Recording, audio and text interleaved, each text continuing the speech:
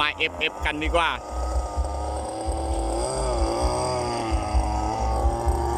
อย่าเทคทางนู้นเลยลุงไปเทคทางนู้นแหละไปทางนู้นอย่าไปทาง ไปทาง นู้ นู้ น นทางนี้มันเพื่อมันไปนู้นเลย ใช่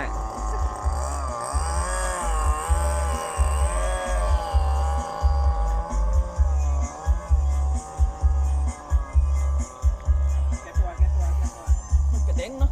ขึ้นดาวไว้ก่อนให้มันเร็วไปเอา FF นะครับ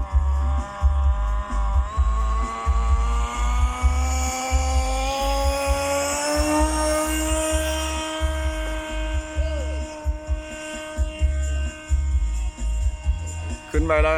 ลุงปิดแฟบลุง แบบไปไหนวะ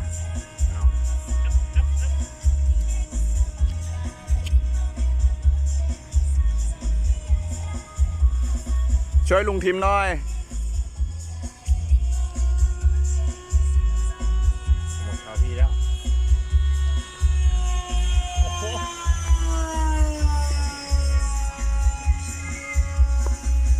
ทิมอยู่บ้านลุงหรือว่าเข้าที่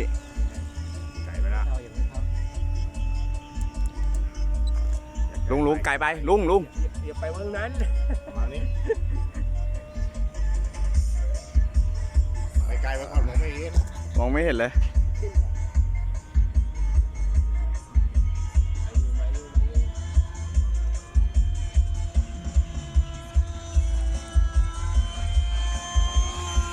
เบาๆลุง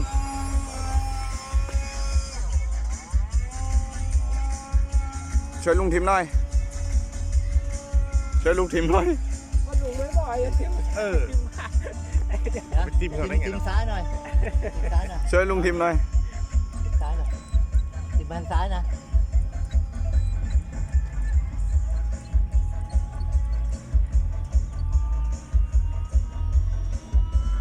อัพหน่อย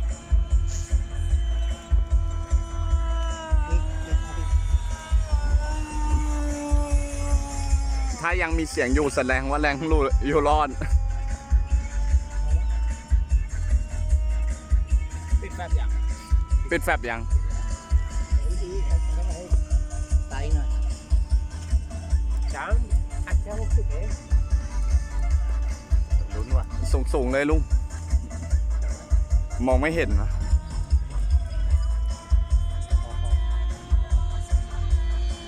เอาขึ้นฝาหน่อย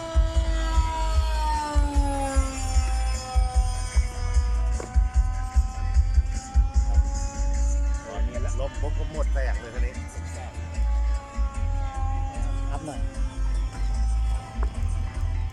โอ้โหเก่งกงเลย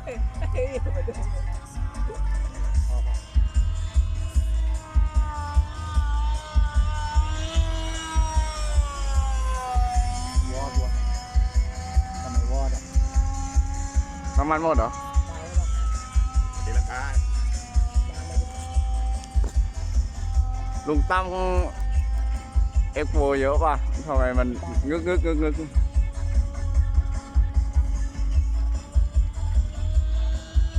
ไปดูจันเลย